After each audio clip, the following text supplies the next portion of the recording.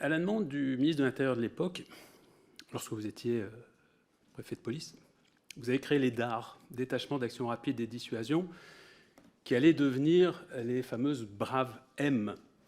Donc, les Braves M, on voit ce que c'est. C'est des unités qui fonctionnent un peu sur le modèle des voltigeurs, qui avaient tué Malik Oussekine en décembre 86 à Paris. On les reconnaît tout de suite dans les manifestations. Ils sont habillés tout en noir, avec un costume qui oscille entre Robocop et puis le costume du motard classique, avec un casque intégral. Et quand on les voit, on sait qu'il va se passer quelque chose.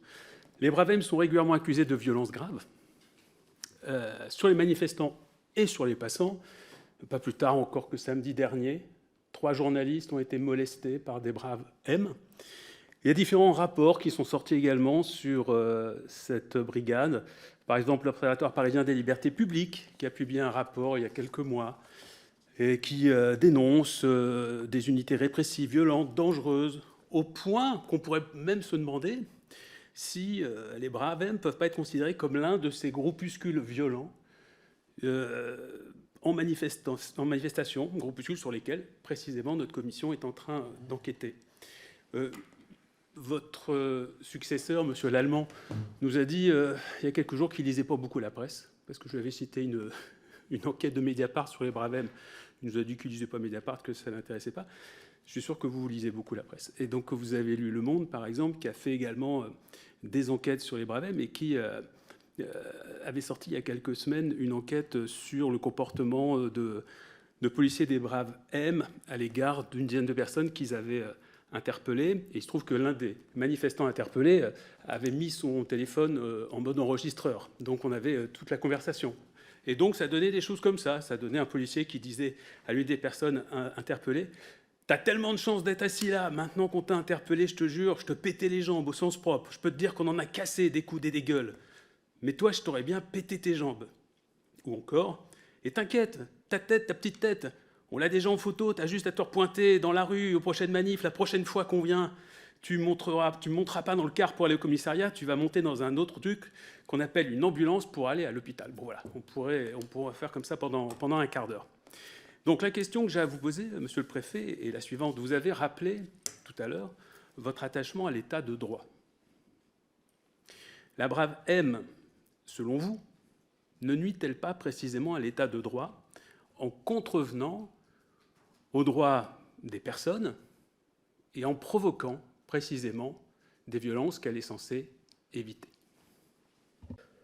Monsieur le préfet, je vous repasse tout de suite la parole. Oui, monsieur le député. Alors, je vais répondre fort bien, mais la Brave M, moi, je ne sais pas ce que c'est. C'est mon premier poste de préfet, c'était secrétaire général pour l'administration de la police.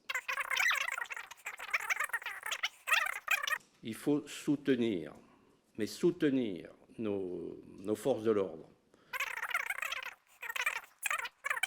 Quadrillage, mobilité, réactivité, qui était impeccable, je me permets de le dire. Je me permets de rebondir parce que je trouve que vous n'avez pas tout à fait répondu à ma question. Et je comprends peut-être d'ailleurs l'embarras qu'il peut y avoir à essayer d'y répondre parce qu'on est sur un terrain un peu délicat.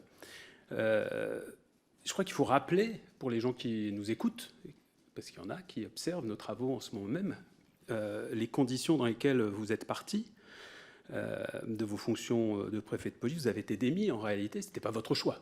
Vous n'êtes pas parti de votre plein gré. Vous avez été démis de vos fonctions parce que le ministre de l'Intérieur de l'époque, que nous allons d'ailleurs auditionner juste après vous, a considéré que vous n'aviez pas géré convenablement les manifestations précédentes.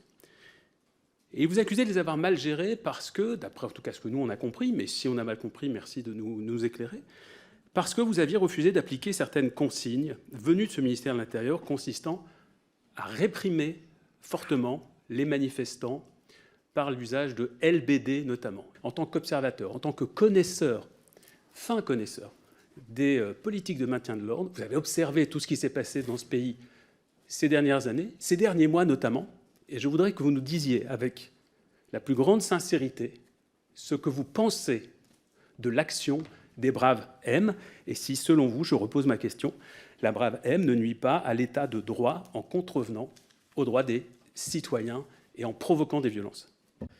Je n'ai aucun embarras, hein, monsieur le député, soyez rassuré.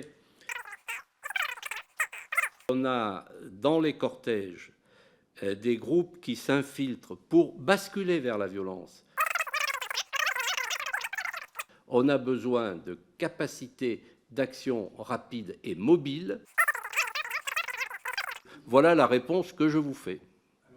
Excusez-moi, je me permets une dernière fois d'insister. Je suis obligé, je suis dans mon rôle. Monsieur Caron, mais je très suis obligé, brièvement, pour que très monsieur brièvement, Taverne, voilà. Je vous ai cité des exemples tout à l'heure. Vous venez de dire que pourquoi pas des Bravem, des forces mobiles, en tout cas, lorsqu'il y a effectivement des individus identifiés comme étant potentiellement violents ou violents. Je vous ai donné des exemples de cas où la Bravem est mise en cause alors qu'elle frappe. Chers collègues, vraiment, je veux dire, ça va. Non. Pour éclairer les débats de celles et ceux, comme vous le dites, qui nous regardent, vous cherchez à faire dire au préfet qu'une unité en particulier, la Bravem, en tant que telle, est contraire à l'état de droit. Monsieur le préfet vous a répondu. Ça n'est pas une question d'unité, c'est une question de comportement. Je trouve que sa réponse est très explicite. Maintenant, si vous le permettez, chers collègues, j'aimerais qu'on passe à la suite, parce que ça fait 3 fois que vous posez la même question et ça suffit. Je pose, monsieur le rapporteur, dans ce cas-là, que monsieur le préfet réponde à la question très simplement, et ce sera ma dernière. Oui ou non, les Bravem, pas une question générale, les Bravem nuisent-elles ou pas à l'état de droit? Oui ou non? J'ai répondu, moi les Bravem, par construction, je ne sais pas quelle est leur doctrine d'emploi, ce n'est pas moi qui l'ai fixée, donc je ne peux pas en répondre. Ce que je dis avec force, c'est que l'exigence déontologique, l'exigence de respect de l'état de droit, à mes yeux, est une exigence majeure, qu'il est du devoir de l'autorité, du devoir de l'encadrement de le faire respecter. Et lorsqu'il y a des manquements fautifs, et si les manquements que vous décrivez, dont on m'a déjà parlé, j'avais répondu à une interview pour un reportage où les mêmes choses étaient dites, si ces manquements sont établis, ils doivent être sanctionnés avec la plus grande netteté, sévérité. Mais ils viendraient d'une BAC, ils viendraient d'une compagnie d'intervention, il faudrait les sanctionner pareil. Et je vous ai dit ma carrière, je vous ai dit mon parcours, je n'ai jamais eu de mal avec la discipline. Et dans l'épisode des Gilets jaunes, je me souviens d'un jour en particulier où il a fallu que je force la main au cabinet pour saisir l'IGPN. Donc j'assume complètement ce que j'ai fait, complètement, sans aucun regret. Et je garderai toujours le soutien qui m'est venu des gens que je croisais dans la rue à Paris les quelques jours qui ont suivi, et même les quelques semaines. C'est pour moi, si vous voulez, la réponse à tout ce qui a pu être dit après pour essayer d'expliquer la décision. De toute façon, le gouvernement fait ce qu'il veut avec un préfet, on est à disposition, on n'a pas à le commenter.